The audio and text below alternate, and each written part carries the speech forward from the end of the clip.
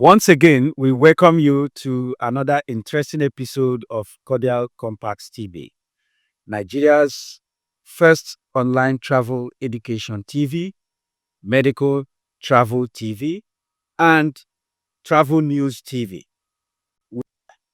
Um, this episode is centered on the negligence on the part of all health professionals, as well as ignorance on our parts. We Nigerian patients who visit hospitals or health centers. So we urge you to pay rapt attention as we will be listening to real life situation, real case that actually went sour. And of course, life or lives were lost. We will be giving you these cases episode by episode, not to break your heart, but of course, for all of us to learn and be able to usurp similar occurrences in the future. We have with us here, Madam Ada, the convener of Medical Police. You will be seeing this more soon because it is going to educate all our patients and prospective patients. Because all of us today might feel, oh, I'm healthy. You don't know what will happen the next minute. So we will be educating you on what you need to do or how to stay away from losing lives, either life of loved ones or that of you yourself. So I have here Ms. Sada to interview on her own personal case. She is the convener of Medical Police and, of course, part of Cordial Compacts TV.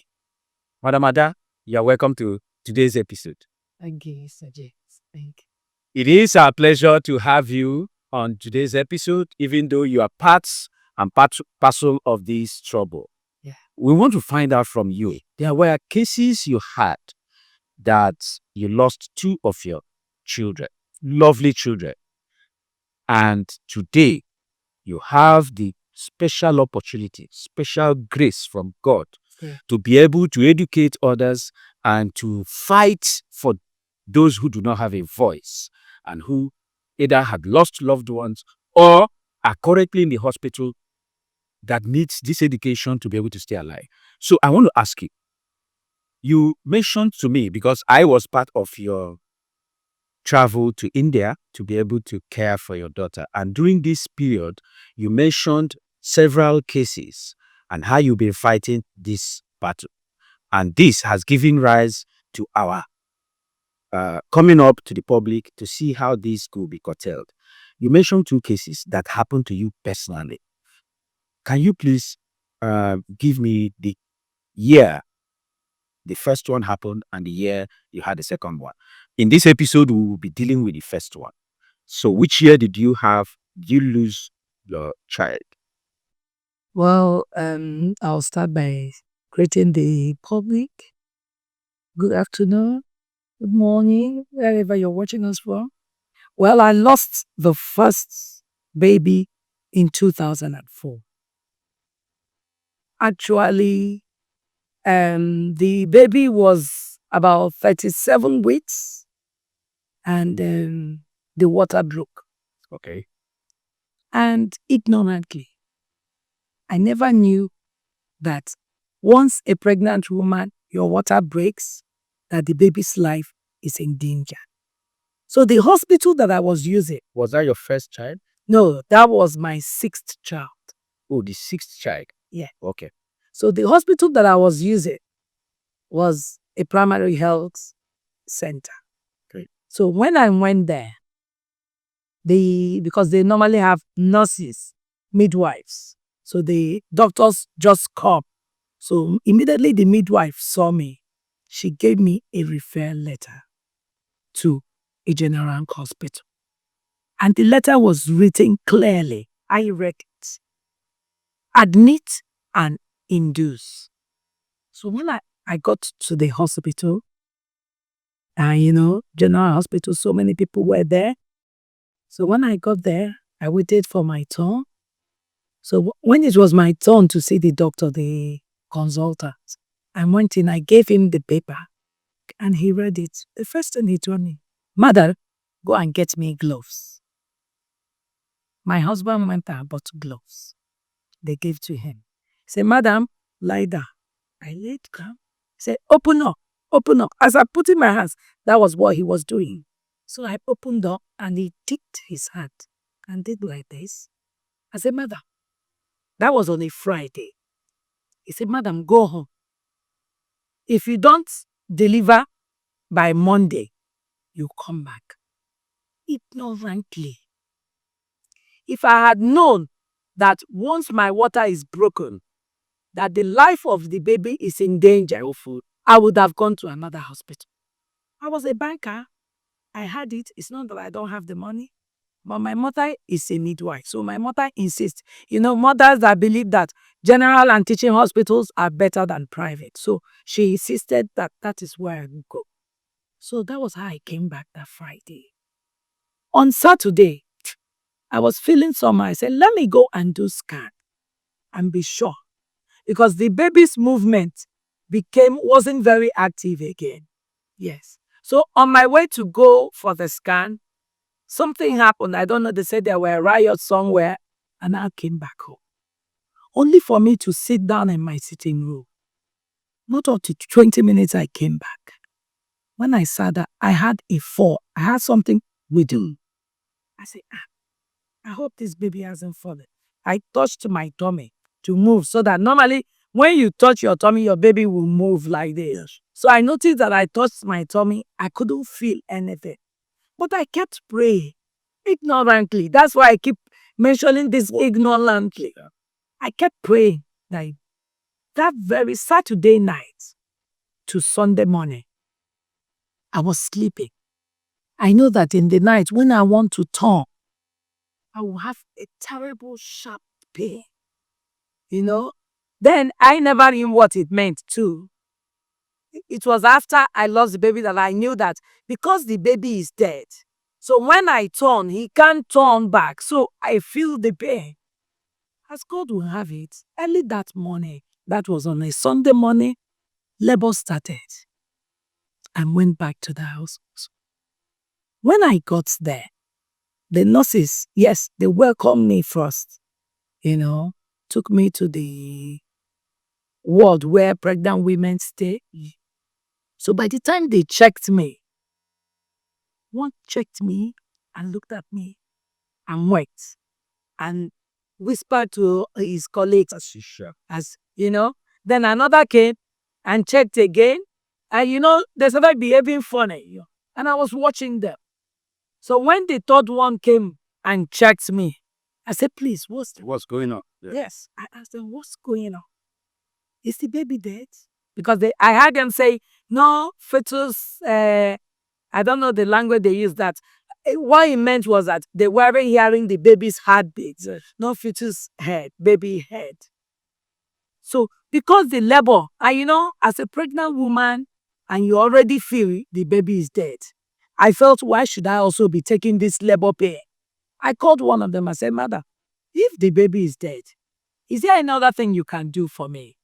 If it is to induce me or to operate me and bring out the baby, let me have my peace. You know what the nurse told me? He said, hey, if it is that is what you want, double pay, so shall it be with you. Why? Wait, the nurse said this? Yes. Okay. So when the nurse said that, I kept quiet. This God is merciful. Within the period she said it, not up to 30 minutes, the real labor came. So when he came, I called there. Nurse, I think the baby wants to come. Please come. You know what these people did? They moved me. Okay. From where they kept me. Okay. Normally, maybe it's their waiting room where expect that women in labor. They moved me to their changing room. Okay. For what purpose? I don't know. I just can't say what they meant. Okay. They moved me there. When they moved me there, you know what they did? They said, Mother, where's your husband? I called my husband. They got a tray. This tray. Yeah, sure. they gave to my husband. They put it under my legs for my husband to use. Actually, my husband received the birth of my dead child. Immediately, the baby came out into the tray. The nurse said, Oga, you don't see her. The baby don't die. Go to admin and get a buy backo bag and get a death certificate. I just looked at the nurses. I was dumbfounded. That night, because I think I had the baby around 4 to 5 p.m. So that night I couldn't sleep. Other women that gave birth, were in the world, there was this particular baby that they also had the same time with my baby. And the mother, it was her first time. So the baby cried all through. The mother was sleeping. I went and I carried that baby. Because I couldn't sleep. So when I carried the baby, I stood with the baby from that 11 midnight till 5 a.m. Because once I carry the baby and I'm tapping the baby will be calm. The mother was sleeping. Around 5 a.m., I went and tapped the mother. I said, this is carry a baby. Say, I'm tired, but I just think the woman, the baby. I think carrying that baby helped relieve me a bit. Sure. So when that same doctor came on ward round, that was on a Monday morning, and he came, he recognized me. He said, Mother, you've delivered. Baby what? I looked at him. I said, a dead child. All thanks to you. I said, I came here with a refer letter.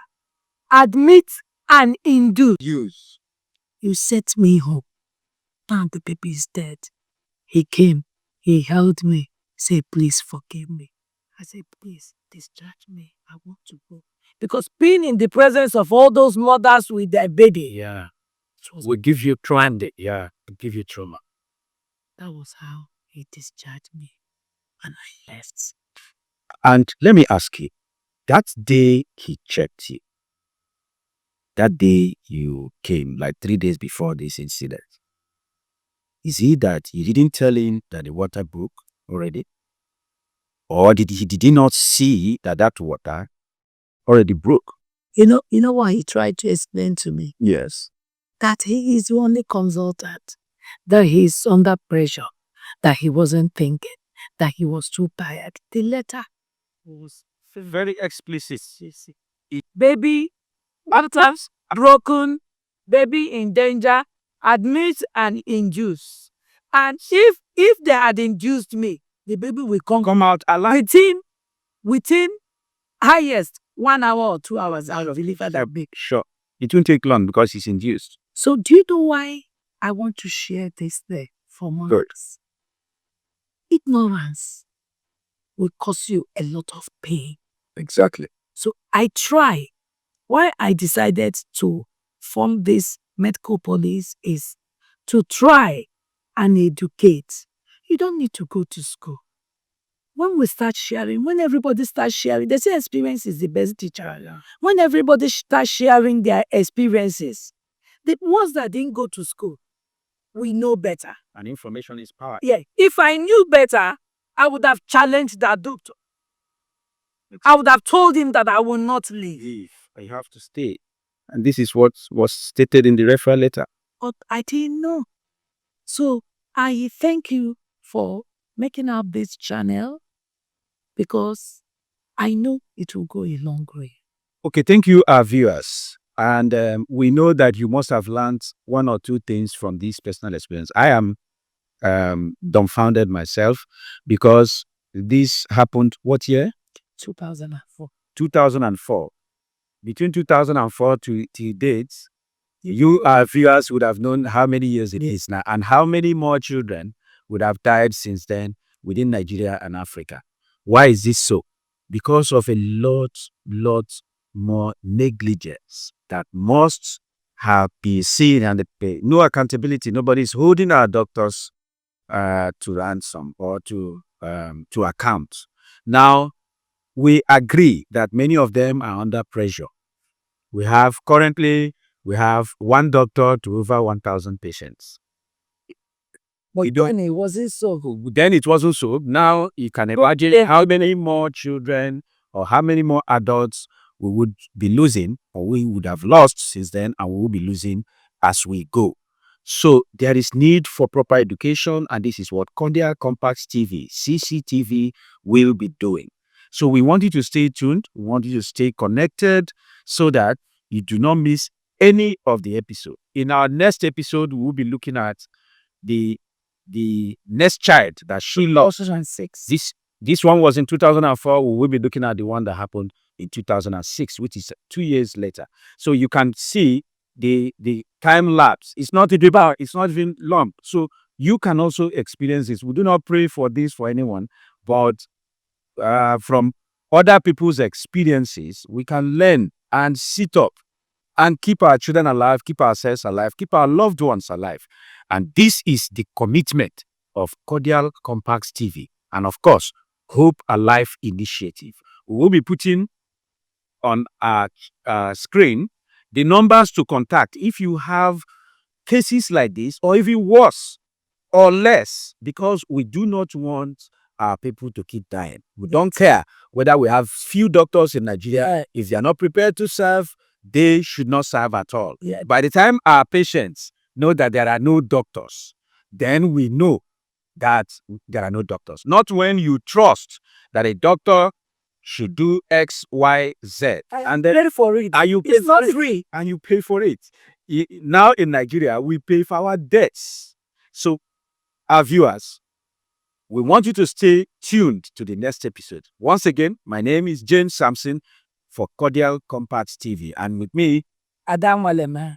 see you in the next episode.